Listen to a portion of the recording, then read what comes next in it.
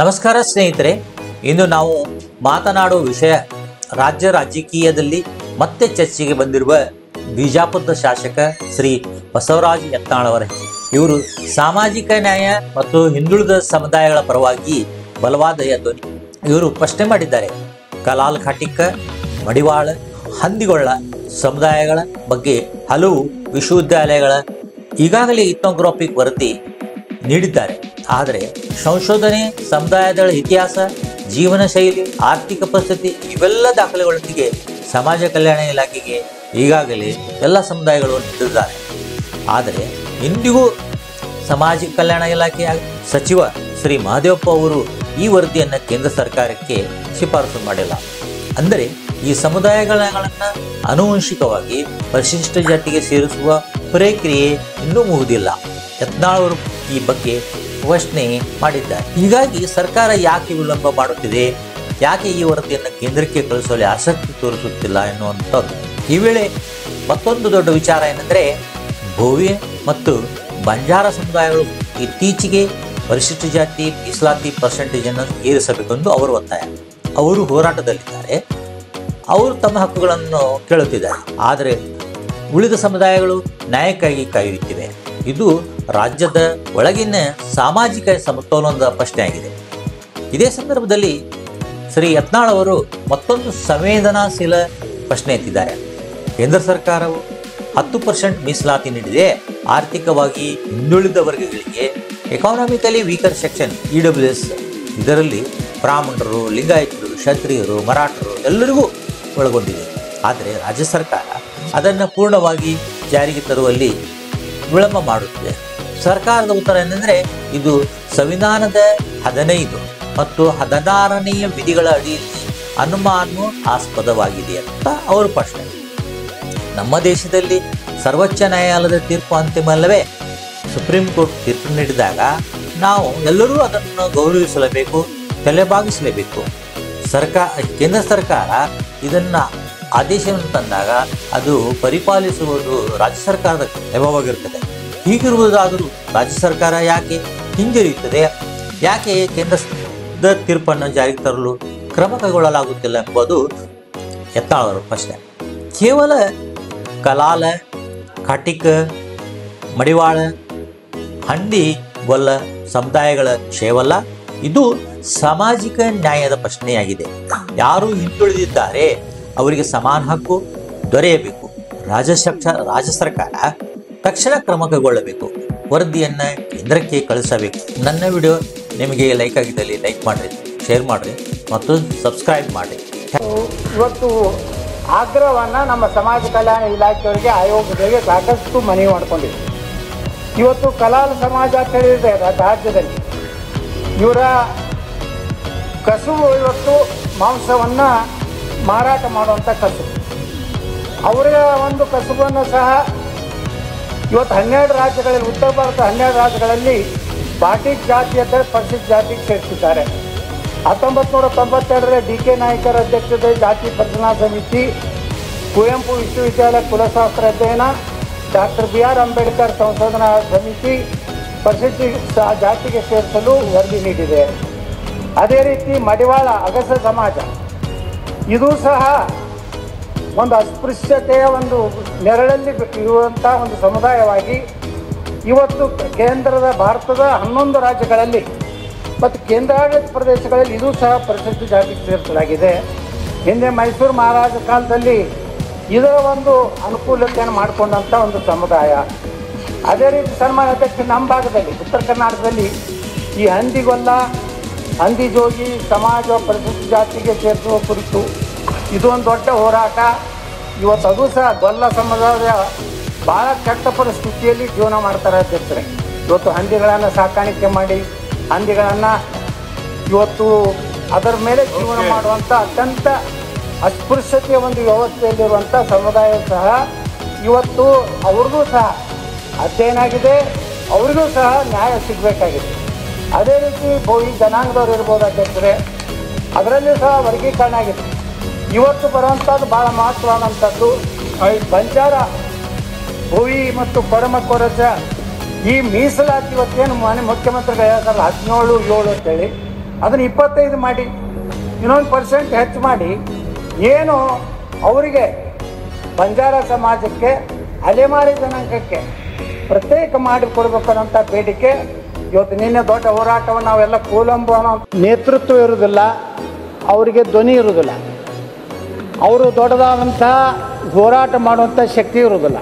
ಆದರೆ ಅವರಿಗೂ ಸಹ ಎಲ್ಲಿಯೂ ಅನ್ಯಾಯ ಆಗದ ರೀತಿ ಇವತ್ತೇನು ಒಳ ಮೀಸಲಾತಿಯಿಂದ ಭಾಳ ವರ್ಷಗಳ ಒಂದು ಸಂಘರ್ಷಕ್ಕೆ ಒಂದು ಈಗಾಗಲೇ ಬೊಮ್ಮಾಯಿಯವರು ಬಸವರಾಜ ಬೊಮ್ಮಾಯಿಯವರು ಇದ್ದಾಗ ಈ ಒಂದು ವ್ಯವಸ್ಥೆಯನ್ನು ಇವತ್ತು ಮಾಡುವಂಥ ಒಂದು ಸಾಹಸವನ್ನು ಮಾಡಿದ್ದಕ್ಕೆ ಅದರ ಅಪಪ್ರಚಾರದಿಂದ ಇವತ್ತು BJPಗೆ ಒಂದು ಹಿನ್ನಡೆ ಆಯಿತು. ಇದಂತೂ ಸತ್ಯ. ಆದರೆ ಅಧ್ಯಕ್ಷರೇ, ಅನೇಕ ಸಮುದಾಯಗಳು ಇವತ್ತು ತಮ್ಮ ತಮ್ಮ ಸಣ್ಣ ಸಮುದಾಯಗಳನ್ನು ಸಹ ಪರಿಶಿಷ್ಟ ಜಾತಿ ಅಥವಾ ಪರಿಶಿಷ್ಟ ಪಂಗಡದಲ್ಲಿ ಸೇರಿಸಬೇಕು ಅನ್ನೋಂಥ ಇವತ್ತು ಆಗ್ರಹವನ್ನು ನಮ್ಮ ಸಮಾಜ ಕಲ್ಯಾಣ ಇಲಾಖೆಯವರಿಗೆ, ಆಯೋಗಗಳಿಗೆ ಸಾಕಷ್ಟು ಮನವಿ ಮಾಡಿಕೊಂಡಿವೆ. ಇವತ್ತು ಕಲಾಲ್ ಸಮಾಜ ಅಂತ ಹೇಳಿದೆ ರಾಜ್ಯದಲ್ಲಿ, ಇವರ ಕಸುಬು ಇವತ್ತು ಮಾಂಸವನ್ನು ಮಾರಾಟ ಮಾಡುವಂಥ ಕಸುಬು. ಅವರ ಒಂದು ಕಸುಬನ್ನು ಸಹ ಇವತ್ತು 12 ರಾಜ್ಯಗಳಲ್ಲಿ, ಉತ್ತರ ಭಾರತದ 12 ರಾಜ್ಯಗಳಲ್ಲಿ ಬಾಟಿಕ್ ಜಾತಿ ಅಂತೇಳಿ ಪರಿಶಿಷ್ಟ ಜಾತಿಗೆ ಸೇರಿಸಿದ್ದಾರೆ. 1992ರಲ್ಲಿ DK ನಾಯ್ಕರ ಅಧ್ಯಕ್ಷತೆ ಜಾತಿ ಪರಿಶೀಲನಾ ಸಮಿತಿ, ಕುವೆಂಪು ವಿಶ್ವವಿದ್ಯಾಲಯ ಕುಲಶಾಸ್ತ್ರ ಅಧ್ಯಯನ, ಡಾಕ್ಟರ್ BR ಅಂಬೇಡ್ಕರ್ ಸಂಶೋಧನಾ ಸಮಿತಿ ಪರಿಶಿಷ್ಟ ಜಾತಿಗೆ ಸೇರಿಸಲು ವರದಿ ನೀಡಿದೆ. ಅದೇ ರೀತಿ ಮಡಿವಾಳ ಅಗಸ ಸಮಾಜ, ಇದು ಸಹ ಒಂದು ಅಸ್ಪೃಶ್ಯತೆಯ ಒಂದು ನೆರಳಲ್ಲಿ ಇರುವಂಥ ಒಂದು ಸಮುದಾಯವಾಗಿ ಇವತ್ತು ಕೇಂದ್ರದ ಭಾರತದ 11 ರಾಜ್ಯಗಳಲ್ಲಿ ಮತ್ತು ಕೇಂದ್ರಾಡಳಿತ ಪ್ರದೇಶಗಳಲ್ಲಿ ಇದು ಸಹ ಪರಿಶಿಷ್ಟ ಜಾತಿಗೆ ಸೇರಿಸಲಾಗಿದೆ. ಹಿಂದೆ ಮೈಸೂರು ಮಹಾರಾಜ ಕಾಲದಲ್ಲಿ ಇದರ ಒಂದು ಅನುಕೂಲತೆಯನ್ನು ಮಾಡಿಕೊಂಡಂಥ ಒಂದು ಸಮುದಾಯ. ಅದೇ ರೀತಿ ಸನ್ಮಾನ್ಯ ಅಧ್ಯಕ್ಷ, ನಮ್ಮ ಭಾಗದಲ್ಲಿ ಉತ್ತರ ಕರ್ನಾಟಕದಲ್ಲಿ ಈ ಹಂದಿಗೊಲ್ಲ, ಹಂದಿ ಜೋಗಿ ಸಮಾಜ ಪರಿಶಿಷ್ಟ ಜಾತಿಗೆ ಸೇರಿಸುವ ಕುರಿತು ಇದು ಒಂದು ದೊಡ್ಡ ಹೋರಾಟ. ಇವತ್ತು ಅದು ಸಹ ಗೊಲ್ಲ ಸಮುದಾಯ ಭಾಳ ಕೆಟ್ಟ ಪರಿಸ್ಥಿತಿಯಲ್ಲಿ ಜೀವನ ಮಾಡ್ತಾರೆ ಅಧ್ಯಕ್ಷರೇ. ಇವತ್ತು ಹಂದಿಗಳನ್ನು ಸಾಕಾಣಿಕೆ ಮಾಡಿ ಹಂದಿಗಳನ್ನು ಇವತ್ತು ಅದರ ಮೇಲೆ ಜೀವನ ಮಾಡುವಂಥ ಅತ್ಯಂತ ಅಸ್ಪೃಶ್ಯತೆಯ ಒಂದು ವ್ಯವಸ್ಥೆಯಲ್ಲಿರುವಂಥ ಸಮುದಾಯವು ಸಹ ಇವತ್ತು ಅವ್ರದ್ದು ಸಹ ಅಧ್ಯಯನ ಆಗಿದೆ, ಅವರಿಗೂ ಸಹ ನ್ಯಾಯ ಸಿಗಬೇಕಾಗಿದೆ.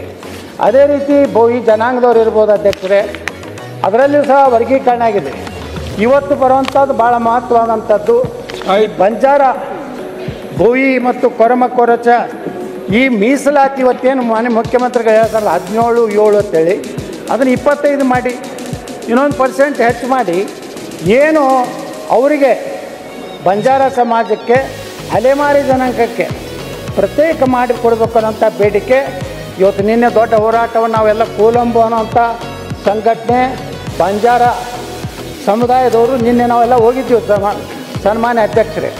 ಅದೇ ರೀತಿ ಭಾಳ ಪ್ರಮುಖವಾಗಿ ಈ ರಾಜ್ಯದಲ್ಲಿ ನಮ್ಮ ಕುರುಬ ಸಮಾಜವನ್ನು ಎಷ್ಟಿಗೆ ಸೇರಿಸಬೇಕು ಅನ್ನೋಂಥ ಒಂದು ಹೋರಾಟ ಸಹ ಇವತ್ತು ನಡೀತಾ ಇದೆ.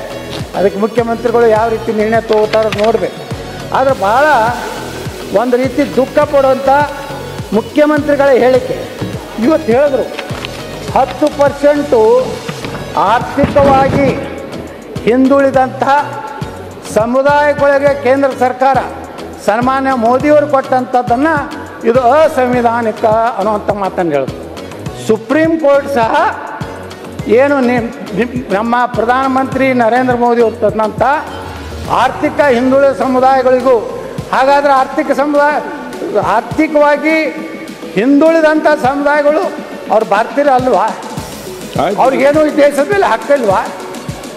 ಯಾವ ಬಡವರು ಎಲ್ಲ ಜನಾಂಗದಲ್ಲಿ ಬಡವರಿದ್ದಾರೆ, ಲಿಂಗಾಯತರಲ್ಲಿ ಬಡವರಿದ್ದಾರೆ, ಒಕ್ಕಲಿಗರಲ್ಲಿ ಬಡವರಿದ್ದಾರೆ, ಬ್ರಾಹ್ಮಣರಲ್ಲಿ ಬಡವರಿದ್ದಾರೆ.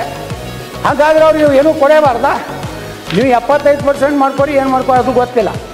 ಆದರೆ ಲಿಂಗಾಯತರಲ್ಲಿ, ಒಕ್ಕಲಿಗರಲ್ಲಿ, ಬ್ರಾಹ್ಮಣರಲ್ಲಿ, ಮರಾಠರಲ್ಲಿ, ಕ್ಷತ್ರಿಯರಲ್ಲಿ ಈ ಸಮುದಾಯಗಳು ಸಹ ಆರ್ಥಿಕ ಬಡತನದಿಂದ ಇವತ್ತು ಸ್ಲಮ್ದಲ್ಲಿ ನೀವು ನೋಡಿ ಅಧ್ಯಕ್ಷರ ಸ್ಲಮ್ಲ ಹೋದರೆ ಈ ಜನನೂ ಸಹ ಅಲ್ಲಿ ಜೀವನ ಮಾಡ್ತಾ ಇದ್ದಾರೆ. ಅದಕ್ಕೆ ಮಾನ್ಯ ಮುಖ್ಯಮಂತ್ರಿಗಳು ಸಾರಾಸಗಟ್ಟಾಗಿ ಏನೋ ಒಂದು ಪೂರ್ವಾಗ್ರಹ ಪೀಡಿತರಾಗಿ ಮಾತಾಡೋದನ್ನು ನಾ ತೀವ್ರವಾಗಿ ಖಂಡಿಸ್ತೇನೆ. ಯಾವುದೇ ಜನಾಂಗದ ಬಗ್ಗೆ ಅಸಂವಿಧಾನಿಕ ಯಾವುದು ಅಸಂವಿಧಾನಿಕಿದು ಅಂಥವ್ರಿಗೆ ಮೀಸಲಾತಿ ಕೊಡ್ತಾರೆ. ಇವತ್ತು ಆರ್ಥಿಕವಾಗಿ ಹಿಂದುಳಿದಂಥ ಸಮುದಾಯಗಳಿಗೆ ಪ್ರಧಾನಮಂತ್ರಿ ನರೇಂದ್ರ ಮೋದಿಯವರು ಒಂದು 10% ಕೊಟ್ಟರೆ ಏನೋ ಒಂದು ಸಂವಿಧಾನ ಸುಪ್ರೀಂ ಕೋರ್ಟ್ ಹೇಳಿದ ಮೇಲೂ ಅದರ ಬಗ್ಗೆ ಇವತ್ತು ಪ್ರಸ್ತಾಪ ಮಾಡೋದನ್ನು ನಾನು ಖಂಡಿಸ್ತೇನೆ. ಅದೇ ರೀತಿ ಇವತ್ತು ಅನೇಕ ಸಮುದಾಯಗಳಿಗೆ 2 ಮತ್ತು C ಪಂಚಮಸಾಲಿ ಸಮುದಾಯ, ಮರಾಠ, ಜೈನ, ಒಕ್ಕಲಿಗ ಈ ಎಲ್ಲ ಸಮುದಾಯಕ್ಕೆ ವಿರುದ್ಧ ಅಸಂವಿಧಾನಿಕ ಹೇಳುವಂಥವ್ರು ಯಾವ್ದು ಅಸಂವಿಧಾನಿಕವಾದಂಥ ಧರ್ಮಾಧಾರಿತ ಒಂದು ಮೀಸಲಾತಿಯನ್ನು ಕೊಟ್ಟಾರೆ, ಸರಿಯಲ್ಲ. ಅದಕ್ಕೆ ನಾನು ಮಾನ್ಯ ಮುಖ್ಯಮಂತ್ರಿಗಳು ಹೇಳ್ತೇನೆ, ಎಲ್ಲ ಸಮುದಾಯಗಳಿಗೆ ನ್ಯಾಯ ಕೊಡುವಂತ ಮತ್ತು ನಮ್ಮ ಎಸ್ ಸಿ ಮಹದೇವಪ್ಪನವರು ಯಾವ್ಯಾವ ಕುಲಶಾಸ್ತ್ರ ಅಧ್ಯಯನ ಪರಿಶೀಲಿಸಿ ಎಲ್ಲ ಸಮುದಾಯಕ್ಕೆ ನ್ಯಾಯ ಕೊಡ್ಬೇಕಂತ ನಾವು ವಿನಂತಿ ಮಾಡ್ಕೊತೀನಿ. ಸನ್ಮಾನ್ಯ ಸಭಾಧ್ಯಕ್ಷರೇ, ಅಧ್ಯಕ್ಷ ಈ ಕಡೆನೂ ಸ್ವಲ್ಪ ಕೊಡಿ. ಬಿಜೆಪಿ ಸರ್ಕಾರ ನೀವು 2028 ಅಕ್ಟೋಬರ್ನಲ್ಲಿ, ಸನ್ಮಾನ್ಯ ಸಭಾಧ್ಯಕ್ಷರೇ, ಬಿಜೆಪಿ ಸರ್ಕಾರ ಅಕ್ಟೋಬರ್ 22ನೇ ಇಸ್ವಿ ಒಳಗ ಬಸವರಾಜ ಬೊಮ್ಮಾಯಿ ಸಾಹೇಬ್ರು ಪರಿಸ್ಥಿತಿ ಜಾತಿಯವರಿಗೆ 15 ಇದ್ದದ್ದು 17 ಮಾಡಿದ್ರು, ಪರಿಸ್ಥಿತಿ ಪಂಗಡದವರಿಗೆ 3 ಇದ್ದದ್ದು 7 ಮಾಡಿದ್ರು. ಅದನ್ನ 7 ಮಾಡಿ ಅದನ್ನು ಕೇಂದ್ರಕ್ಕೆ ಕಳಿಸಿಕೊಟ್ರು. Article 15, 16 of the Indian Constitution does not say ಬಹಳ ಸ್ಪಷ್ಟವಾಗಿದೆ ಕಾನೂನಿನಲ್ಲಿ. ಆರ್ಟಿಕಲ್ 16, 15 ನಲ್ಲಿ ಬಹಳ ಸ್ಪಷ್ಟವಾಗಿದೆ. ಆರ್ಥಿಕವಾಗಿ ಹಿಂದುಳಿದವರಿಗೆ ಮೀಸಲಾತಿ ಕೊಡಬೇಕು ಅನ್ನೋದಿಲ್ಲ. ಶೈಕ್ಷಣಿಕವಾಗಿ ಸಾಮಾಜಿಕವಾಗಿ ಹಿಂದುಳಿದಿರೋರಿಗೆ ಮೀಸಲಾತಿ ಕೊಡಬೇಕು ಅಂತ ಆರ್ಟಿಕಲ್ 15, ಆರ್ಟಿಕಲ್ 16 ನಲ್ಲಿ ಹೇಳಿರ್ತಕ್ಕಂಥದ್ದು. ಅದನ್ನು ಹೇಳದೆ ನಾನು ಪ್ರಸ್ತಾಪ ಮಾಡಿದೆ. ಅಧ್ಯಕ್ಷರೇ, ಧರ್ಮಾಧಾರಿತ ಮೀಸಲಾತಿ ಕೊಡಕ್ ಬರೋದಿಲ್ಲ. ನಾ ಪ್ರಶ್ನೆ ಮಾಡ್ತೀನಿ, ಧರ್ಮ ಆಧಾರಿತ ಮೀಸಲಾತಿ ಕೊಡಲಿಕ್ಕೆ ಸಂವಿಧಾನದಲ್ಲಿ ಅವಕಾಶ ಇಲ್ಲ. ನೀವು ಮುಸ್ಲಿಮರಿಗೆ ನೇರವಾಗಿ ಹೆಂಗ ನೀವು ಮೀಸಲಾತಿ ಕೊಡ್ತೀರಿ? 15 ತೆಗೆಯಮ್ಮ. Sex, descent, place of birth, residence of any of them be ineligible or discriminated against the respect of any employment for office under. Nothing in this schedule article shall prevent Parliament from making any law presenting in regard to class or classes employment of opportunity of local. The state shall not discriminate against any citizen on grounds of only of religion, race, caste. ಅಧ್ಯಕ್ಷರೇ, ಮುಖ್ಯಮಂತ್ರಿಗಳು ಗೊಂದಲಕ್ಕೆ ಬಿದ್ದಾರೆ.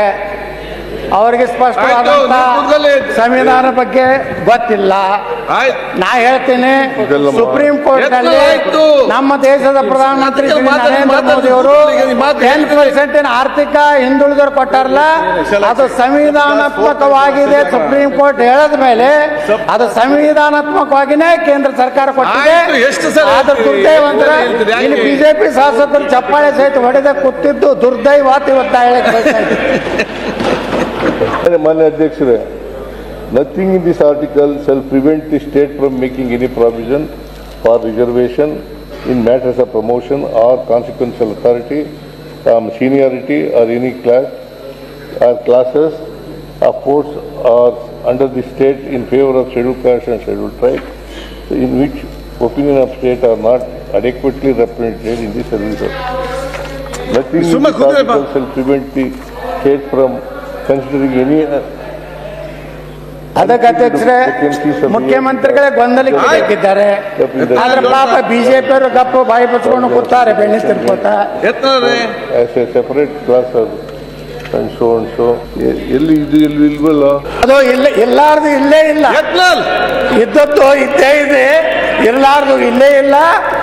Supreme court ಹೇಳಿದ್ಮಾಗ final ಅದೇ ನಮ್ಮ ಸಂವಿಧಾನ ಎತ್ತಿ ಹಿಡಿದಿದ್ದಾರೆ. ಇವತ್ತು ಮೇಲ್ಜಾತಿ ಲಿಂಗಾಯತರು, ಬ್ರಾಹ್ಮಣರು, ಒಕ್ಕಲಿಗರು, ಕ್ಷತ್ರಿಯರು, ರೆಡ್ಡಿಗಳು ಎಲ್ಲರಿಗೂ ಮೀಸಲಾತಿ ಬೇಕೇ ಬೇಕು. ನಾವು ಈ ದೇಶದ ಪ್ರಜೆಗಳಿದ್ದೀವಿ. ನಾವು ದೇಶ ಭಕ್ತರಿದ್ದೀವಿ, ನಾವು ದೇಶ ವಿರೋಧಿಗಳಲ್ಲ, ನಾವು ದೇಶದ ವಿರುದ್ಧ ಕೆಲಸ ಮಾಡೋದಲ್ಲ, ನಾವು ಪಾಕಿಸ್ತಾನ ಇಂಥ ಅಧ್ಯಕ್ಷರ ಮುಖ್ಯಮಂತ್ರಿಗಳ ಹೇಳ್ತಾರೆ ಪಾರ್ಟಿಕಲ್ ತಕಬಂದು ಹೊಸ್ತಾ ಸೇರಿಸಿದ್ರು. ಎಕನಾಮಿಕಲಿ ವೀಕರ್ ಸೆಕ್ಷನ್ಸ್ ಅನ್ನೋದನ್ನ ಹೊಸ್ತಾ ಸೇರಿಸಿದ್ರು. ಮೊದಲು ಕಾನ್ಸ್ಟಿಟ್ಯೂಷನ್ ಇರಲಿಲ್ಲ. ಹೊಸದಾಗಿ